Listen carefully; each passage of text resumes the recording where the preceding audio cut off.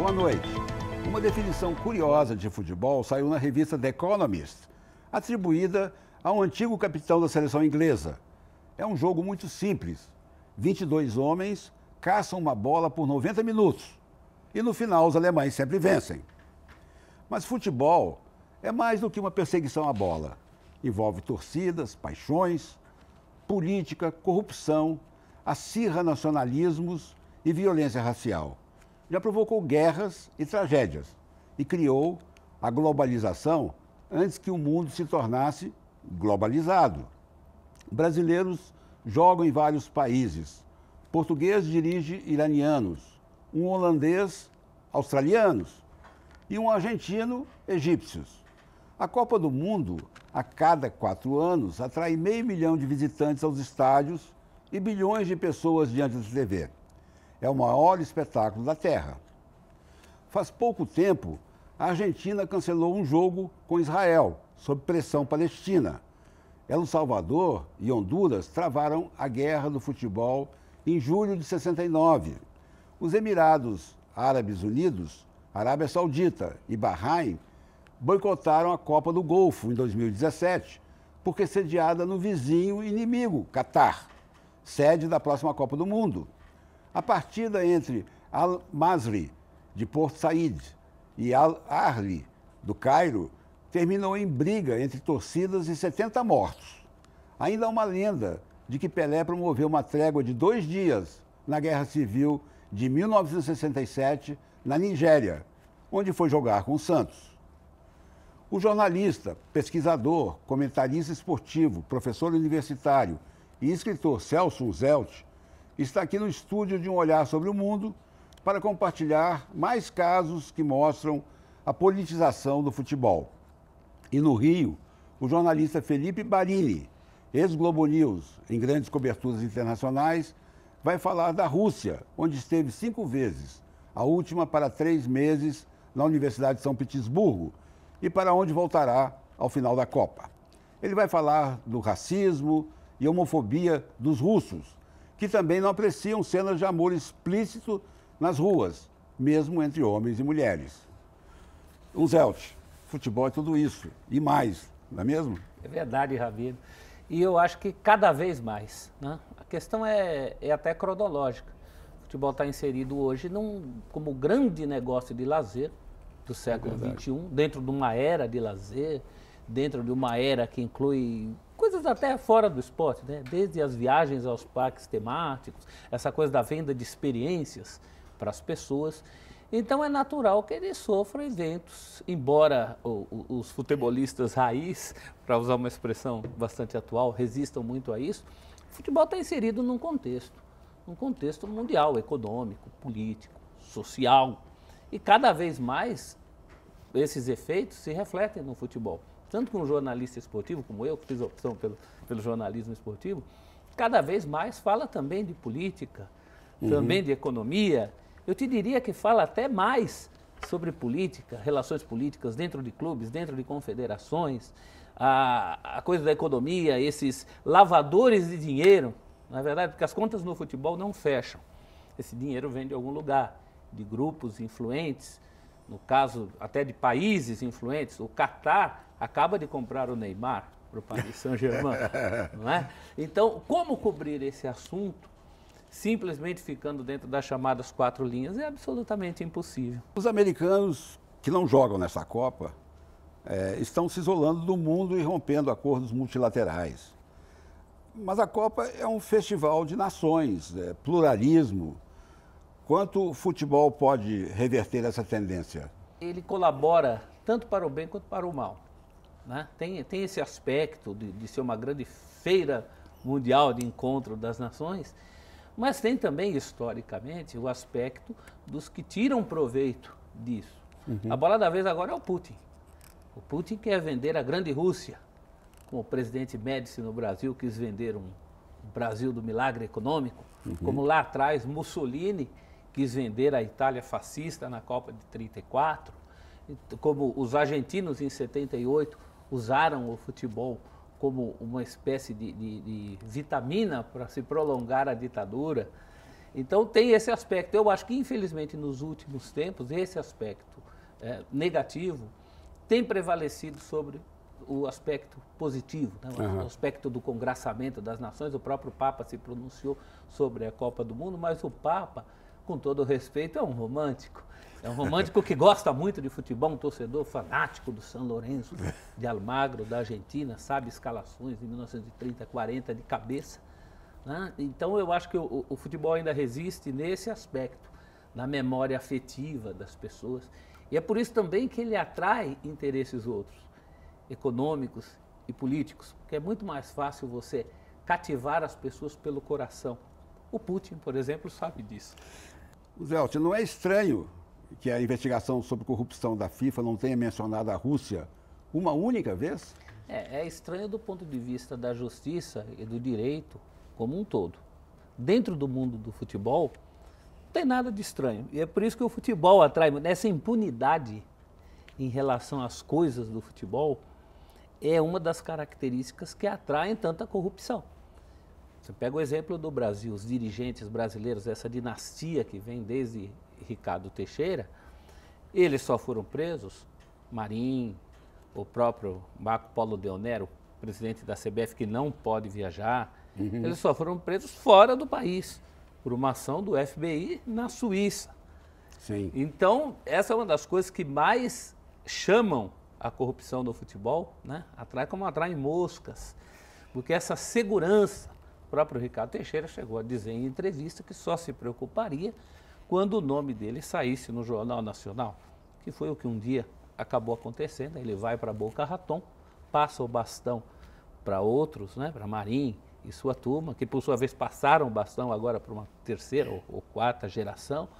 Enfim, e isso do ponto de vista também internacional, Rabino. Você tem grandes clubes da Europa, e a Europa é muito incensada no Brasil como um exemplo de organização dos grandes clubes, né? Mas o Chelsea pertence ao Abramovich, Sim, que é um russo.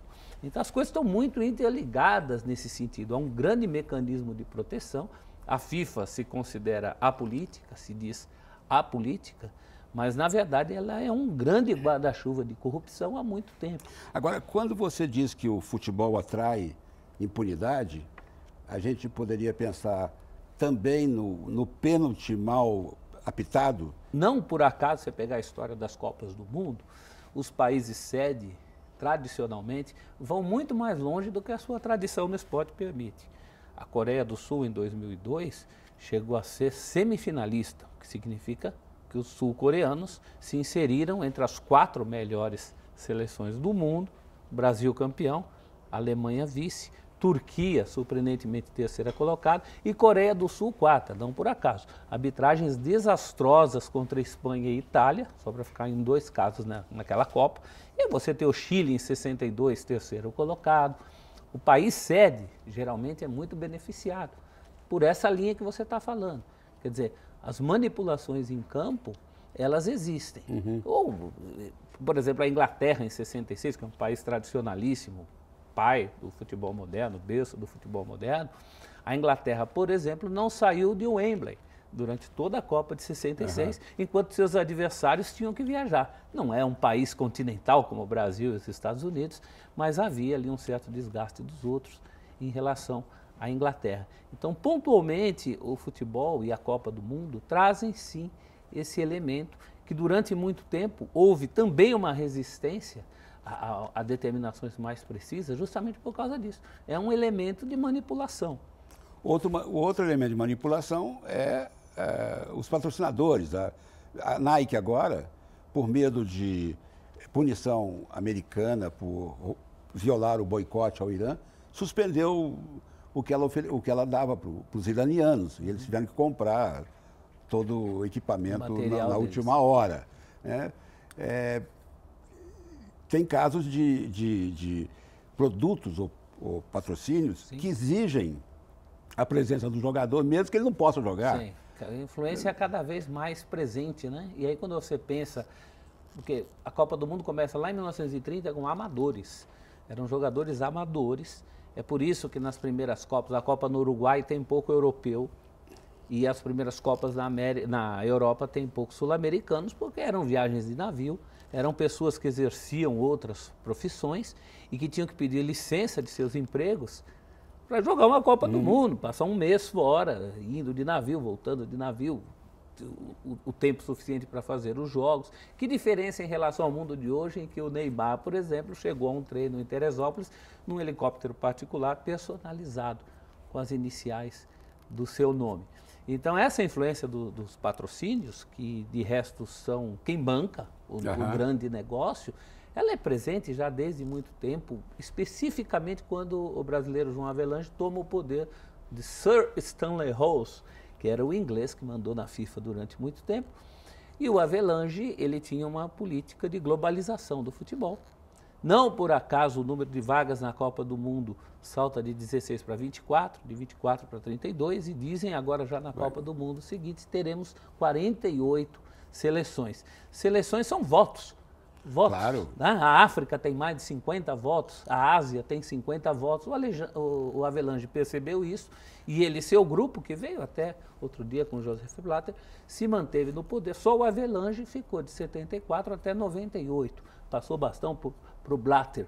Então, é uma questão, ao mesmo tempo em que caminhava também na direção do que era o mundo, era um novo mundo, né? Das antigas colônias que passaram a ser nações, mas o Havelange percebeu isso, fez os acordos comerciais com as primeiras marcas, as últimas Copas do Mundo, seguramente da Alemanha 74 para cá, elas têm um caráter muito, muito, muito comercial, cada vez mais comercial. Bom, teremos uma seleção atômica da Coreia do Norte, né, com certeza. Pois é. Não tem beijo na boca na Rússia. Se o casal estiver em ambiente público, entre pessoas do mesmo sexo, o problema ainda é maior, com cenas de violência relatadas principalmente por estrangeiros que ficam estarrecidos com a homofobia. O Felipe falou sobre a tal lei anti-gay russa. Vamos ver. A tal lei anti-gay é uma lei que proíbe a propaganda de comportamentos que sejam, entre aspas, nocivos a crianças. Essa é a tal lei anti-gay. Então, ela, por vezes, é interpretada para uma interpretação que dá margem a que pessoas que um casal de dois homens ou um casal de duas mulheres se beijam na rua, vão ser processados por essa lei. É um pouco complicado, especialmente com o estrangeiro. Mas, sim, não existe nenhuma lei de proteção à população LGBT na Rússia. Você pode fazer uma denúncia tem vários casos que eu conheço de casais de homens que foram agredidos na rua, foram vítimas de um golpe, de um taxista falso que levou para uma rua esquisita, e eles foram agredidos, foram roubados. E aí a pessoa foi pensar para a polícia, ligou para o consulado, aí a polícia meio que sugere assim, cara, não vai dar em nada, para que você vai denunciar? A orientação é não demonstrar afeto, até porque a Rússia, ampliando um pouco mais o quadro, não é normal você ver relações de afeto mesmo entre casais heterossexuais. Você não vê, você vê casal andando com mão dada na rua, mas dificilmente você vai ver um casal se beijando assim apaixonadamente na rua. Provavelmente alguém vai cutucar, vai falar, para, isso não, o afeto assim público não é uma coisa tão normal na Rússia. A FIFA impõe várias regras de conduta nos estádios. Agora, quando você tem uma Copa, as leis internacionais não deveriam prevalecer sobre as locais? Eu acho que o século XXI tem padrões mínimos de conduta em que nós, como sociedade, pelo menos como sociedade globalizada, já chegamos a um acordo, né? A FIFA, recentemente, e esse é um lado positivo, ela tem se manifestado contra o racismo, contra a homofobia, contra os gritos homofóbicos em estádio, as seleções, países, clubes de futebol sendo multados por isso, pelo coro, aquele tradicional coro homofóbico quando o goleiro chuta o tiro de meta, né, que o mundo inteiro aí já sabe, teve origem no México, também chegou aqui ao Brasil. Então a FIFA tem se posicionado, mas eu acho que ainda não de uma maneira suficiente. Quando eu vejo essa discussão, eu me recordo, aí do ponto de vista histórico, dos Jogos Olímpicos de 36 em Berlim, né, em que o resto do mundo também questionava o posicionamento antissemita do Estado, que já ia se tornando forte, né? Eles chegaram ao poder em 33, A Olimpíada foi 3 anos depois. Uhum. E na época o argumento nazista era de que não era educado você querer traçar normas de conduta quando você era um visitante. Eu achei esse um argumento totalmente ultrapassado para o século XXI. Com o adendo de que no futebol, Rabino, a coisa é mais grave, porque o futebol é um meio conservador, é um meio principalmente homofóbico. No Brasil nós temos a famosa frase, futebol é coisa para homem, e que até hoje muita gente leva ao pé da letra, técnicos levam ao pé da letra, atletas, dirigentes. Então essa é uma cruzada dentro de outra cruzada. Então uma cruzada mundial, e o caso específico do futebol é um gueto ainda mais resistente. Os torcedores, os hooligans russos, tem um famoso hooligan russo que anda fazendo arruaça pela Europa toda, foi recebido pelo governo do Putin como um herói. Agora. Então o próprio Estado avaliza esse tipo de coisa na contramão do mundo. Bom, depois de Moscou, a Copa vai para o Catar, que não é só homofóbico, mas tem severas restrições às mulheres. Fora isso, os vizinhos dele, Arábia Saudita, Emirados e Bahrein, não estão de acordo que o Catar tenha ganho o direito de sediar a Copa. Isso parece que então vai continuar por mais 4 anos, até que se resolva, né, porque impor a lei internacional ou impor o costume internacional num país causa problemas. Eu estou me lembrando do caso da burca na Europa. As mulheres árabes são obrigadas, pelas suas famílias, a usar a burca, mas os países não querem que ela use a burca. Pois é. Então é difícil você impor costumes internacionais ou estrangeiros específicos num país em que você está, né? É complicado, mas eu acho que hoje o mundo tem algumas regras mínimas de convivência.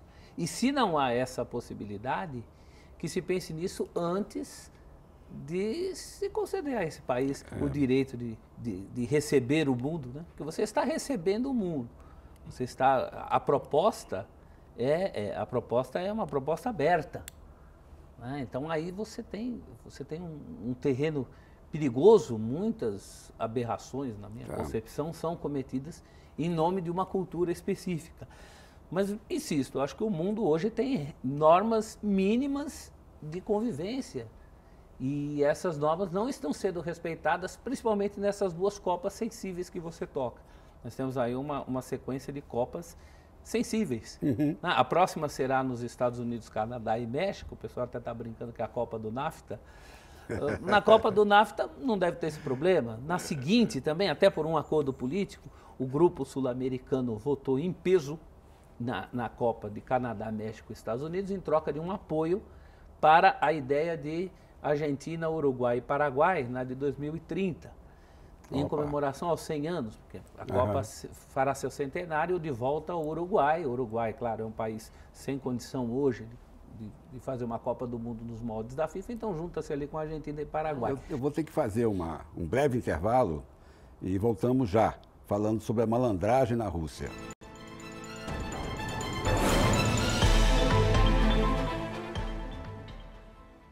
Estamos de volta com um olhar sobre o mundo.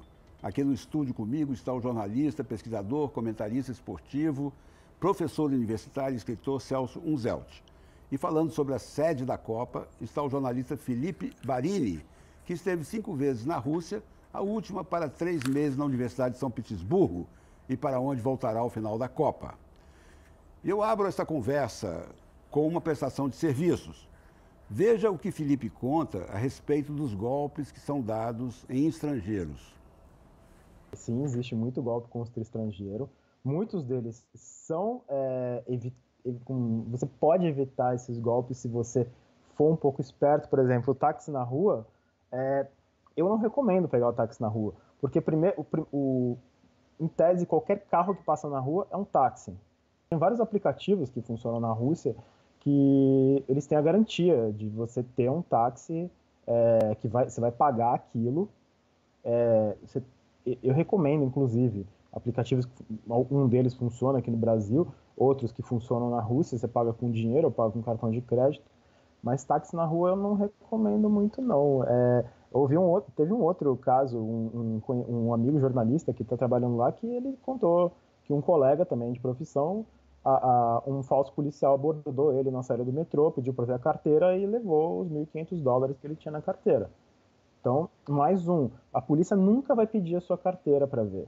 Não existe a polícia pedir para ver a sua carteira. Ela pode pedir para ver seu passaporte, você vai levantar seu passaporte, mostrar aqui do lado. Uma outra dica, sempre leve o telefone do plantão consular. O Itamaraty tem escritórios em praticamente todas as sedes. Todas as cidades que o Brasil vai jogar tem escritório. Eu conheci o pessoal da embaixada em Moscou, eles são muito legais. Estão sempre dispostos a, se você tiver numa situação emergencial, você liga. Claro, situação emergencial. Se você perder o seu ingresso, o embaixador não vai poder te ajudar. O Zé, você já esteve em Moscou? Já passou por alguma saia justa assim? Nunca tive a oportunidade. Moscou não. Nunca foi chamado mundo russo. A gente chama no futebol o mundo árabe, né? Você não sabe onde o cara vai, Emirados, é o mundo árabe. E agora até com a dissolução da União Soviética, tem o mundo russo. Às vezes o cara vai jogar na Ucrânia, vai jogar no Azerbaijão, mas do ponto de vista assim, do esporte a gente chama de mundo russo. O mundo russo eu não tive oportunidade. Mas são dicas de sobrevivência, né? Um guia de sobrevivência. E eu fico me colocando na pele de quem também vinha de países europeus para a Copa do Brasil em 2014. Muito provavelmente havia algumas dicas semelhantes. Claro. Ou não. Eu cheguei uma vez em Moscou e tive que subornar o guarda da imigração, porque eu estava na Turquia e o jornal me pediu que fosse para a eleição de Yeltsin. Sim. E mandaram para mim um visto num papel à parte por fax. Eu recebi aquilo e falei, eu vou passar na embaixada russa e pedir que eles deem um carimbo por cima para validar. Né? E quando eu cheguei em Moscou, claro, não aceitaram e me puseram de lado. Daí a pouco veio um guarda que começou a sugerir que havia meios de contornar o problema. E o meio foi $100. Resolveu o problema. Agora, falando mais sobre a malandragem, o Felipe conta passagens envolvendo policiais corruptos. Né? Tem policiais que, inclusive, falam inglês perfeitamente e eles são conhecidos por colocar as pessoas em viatura, rodar com elas, e aí no final falar, vamos resolver, para você não ter que ir para a delegacia, porque, vai para a delegacia? Não, vamos resolver aqui. Isso é uma coisa que a gente até conhece aqui no Brasil. Vamos resolver aqui, né? Aí fala um valor e a pessoa geralmente dá o que tiver na carteira. Bom, a dica de ouro para se safar de uma abordagem como essa é dizer para o policial que vai ligar para o consulado. Esse é um jeito de sair de uma situação desagradável como essa. É lamentável uma situação como essa. Eu imagino que para torcedores que vão para a Copa, né? E o perfil do torcedor brasileiro é um perfil diferente. Por exemplo, o argentino. O argentino, o perfil do torcedor que acompanha a Argentina em Copas do Mundo é de torcedor de estádio. Grupos de amigos. O brasileiro são mais famílias. São famílias que propriamente não são torcedores de futebol. Talvez no Brasil dificilmente frequentem estádios hoje, as atuais arenas, talvez um pouco mais, né? As arenas, nesse processo de elitização do futebol brasileiro, esses grupos estão mais próximos, mas de qualquer jeito o perfil do brasileiro em Copas do Mundo é um perfil mais de turista do que de torcedor de futebol. Aham. Talvez não esteja nem safo no sentido que o Felipe falou, a questão do ingresso. Né? São questões práticas do torcedor do futebol aliadas às questões práticas do turista. Em qualquer lugar do mundo, no caso de corrupção à parte, a gente tem que se adaptar às regras do local. Me lembro no metrô de Paris, por exemplo, eu ficava esperando a porta abrir, porque em São Paulo a porta do metrô abre. Em Paris você precisa tomar a iniciativa de destrancar a porta. Se não tem ninguém de fora entrando, como aconteceu comigo, você corre o risco de perder uma estação. Mas a gente, que foi o que aconteceu. Se a gente for imitar os costumes russos, nós vamos nos afogar em vodka. É verdade, tem esse lado também. Então, Zé, os torcedores aqui do estúdio e dos camarins estão me perguntando o que você prevê como final da Copa.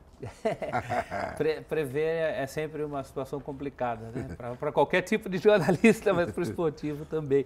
Eu acho assim, em princípio, o Brasil é sempre candidato a pelo menos um dos 4 primeiros lugares numa Copa do Mundo. É claro que tem seleções tão ou mais, isso nós vamos ver na disputa, mas nesse momento tão qualificadas quanto o Brasil. Eu apontaria a Espanha, a Alemanha, talvez a Argentina, se resolver seus problemas internos. Eu não me surpreenderia se a Argentina fizesse uma grande Copa. São os favoritos de sempre. Tem gente num momento técnico muito bom como a Bélgica. Qualquer previsão em relação a futebol não resiste a uma disputa de pênaltis. Bom. Numa disputa eliminatória como a Copa. Tenho para mim que o trabalho do Brasil está sendo muito bem feito. O Tite faz um trabalho bem feito e isso aumenta as possibilidades de sucesso. O impacto da troca de técnico vai complicar o desempenho? A Espanha? O desempenho da Espanha? Bom, foi tão em cima, né? E tão passional, né? Tão espanhol, né? Que venga el toro. Que venga el toro. Eu acho que ou vai ou racha. Ou a Espanha vai fazer uma grande Copa do Mundo, ou não passa nem da primeira fase. Acabou o nosso tempo. Eu agradeço a presença do jornalista, pesquisador, comentarista esportivo, professor e escritor Celso Unzelt aqui no estúdio. E no Rio, o jornalista Felipe Barini, ex-Globo News e grande conhecedor da Rússia. Eu agradeço particularmente a sua companhia. Um Olhar sobre o Mundo volta na semana que vem, sempre às segundas-feiras, depois de Conversa com Roseanne Kennedy, às 15 para as 10 da noite. Bola pra frente.